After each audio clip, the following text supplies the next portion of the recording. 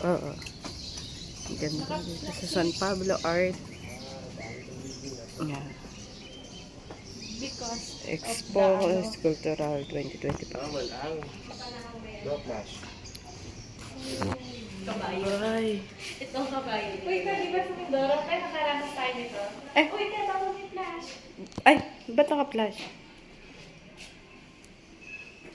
It was fashionable to engrave silverware with monograms and Old English or script typefaces as in this heirloom Flower pot. set from the American 19th century housewife. Ilocos home.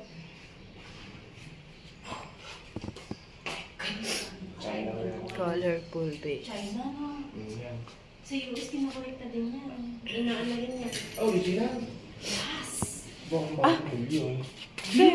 Ang daming ganyan sa nanay ah. Oo, nakatago sa taas. Hindi ko mo ginagalaw eh.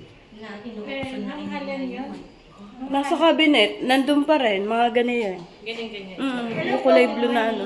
Morning po. Pwede mo na pala po yung ating sa second floor na mag-assist po tsaka sa museum. Ang dating po is may bilang. Thank you po. Thank you po. Babalik na lang tayo. Wala pa yung mag-assist. Pag ano, pupunta na mabalik natin. Ito rin naman sa may ano ito, doon sa yung makikita namin doon sa ano